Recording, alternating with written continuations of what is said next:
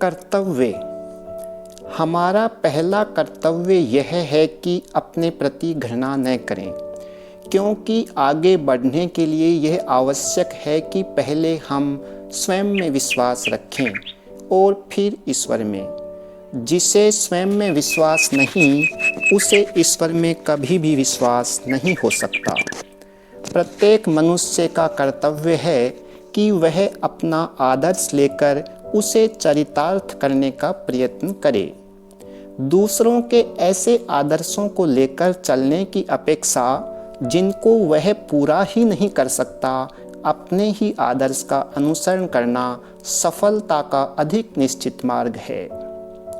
जो कर्तव्य हमारे निकटतम है, जो कार्य अभी हमारे हाथों में है, उसको सुचारू रूप से संपन्न करने से हमारी कार्य शक्ति बढ़ती है और इस प्रकार क्रमशः अपनी शक्ति बढ़ाते हुए हम एक ऐसी अवस्था की भी प्राप्ति कर सकते हैं जब हमें जीवन और समाज के सबसे इप्सित एवं प्रतिष्ठित कार्यों को करने का सौभाग्य प्राप्त हो सके।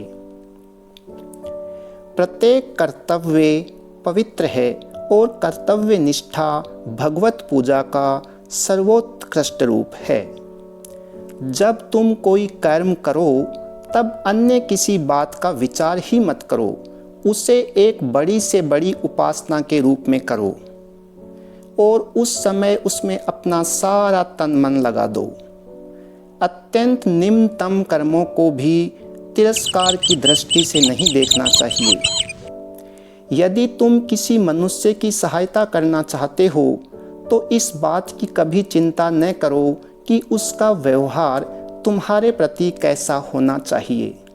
यदि तुम एक श्रेष्ठ एवं उत्तम कार्य करना चाहते हो तो यह सोचने का कष्ट मत करो कि उसका फल क्या होगा। निष्क्रियता का हर प्रकार से त्याग करना चाहिए। क्रियाशीलता का अर्थ है प्रतिरोध। मानसिक तथा शारीरिक समस्त दोषों का प्रतिरोध करो और जब तुम इस प्रतिरोध में सफल हो जाओगे तभी शांति प्राप्त होगी। गीता में कर्म योग का अर्थ है कुशलता से अर्थात वैज्ञानिक प्रणाली से कर्म करना। कर्मानुष्ठान की विधि ठीक ठीक जानने से मनुष्य को श्रेष्ठतम फल प्राप्त हो सकता है। भविष्य में क्या होगा, इसी चिंता में जो सर्वदा रहता है उससे कोई कार्य नहीं हो सकता। इसलिए जिस बात को तू सत्य समझता है उसे अभी कर डाल। भविष्य में क्या होगा क्या नहीं होगा, इसकी चिंता करने की क्या आवश्यकता। अत्यंत छोटा कर्म भी यदि अच्छे भाव से किया जाए तो उससे अद्भुत फल की प्राप्ति होती है।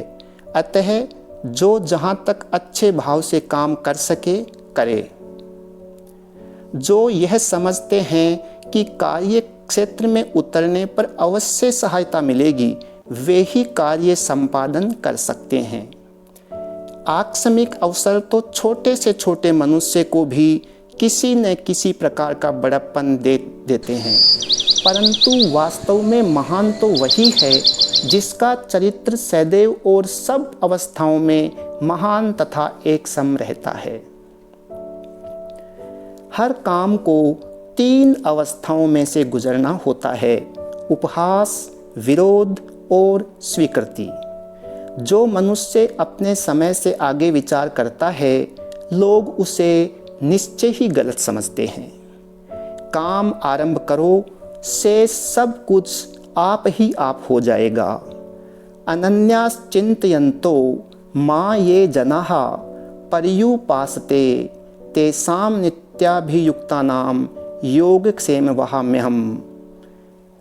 जो सब कुछ त्याग कर अनन्य भाव से चिंतन करते हुए मेरी उपासना करते हैं, उन नित्य समाहित व्यक्तियों का योगक्षेम मैं वहन करता हूँ।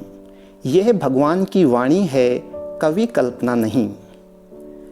जो जिस समय का कर्तव्य है उसका पालन करना सबसे श्रेष्ठ मार्ग है। हे वीर, अपना आत्मविकास कीजिए, जीवन क्या निद्रा में ही व्यतीत होगा? समय तो बीतता जा रहा है। जिस समय जिस काम के लिए प्रतिज्ञा करो, ठीक उसी समय उसे करना ही चाहिए, नहीं तो लोगों का विश्वास उठ जाता है। शक्ति क्या कोई दूसरा देता है? वह तेरे भीतर ही मौजूद है। समय आने पर वह स्वयं ही प्रकट होगी। तू काम में लग जा, फिर देखेगा इतनी शक्ति आएगी कि तू उसे संभाल न सकेगा। जो कुछ भी हमारा कर्तव्य हो उसे करते रहें। अपना कंधा सदैव काम से भिड़ाए रखें, तभी अवश्य हमें प्रकाश की उपलब्धि होगी। अपने जीवन में मैंने जो श्रेष्ठतम पाठ पढ़े हैं उनमें एक यह है कि किसी भी कार्य के साधनों के विषय में उतना ही सावधान रहना चाहिए जितना कि उसके साध्य के विषय में। तुम लोगों से जितना हो सके करो। जब नदी में कुछ पानी नहीं रहेगा तभी पार होंगे, ऐसा सोचकर बैठे मत रहो।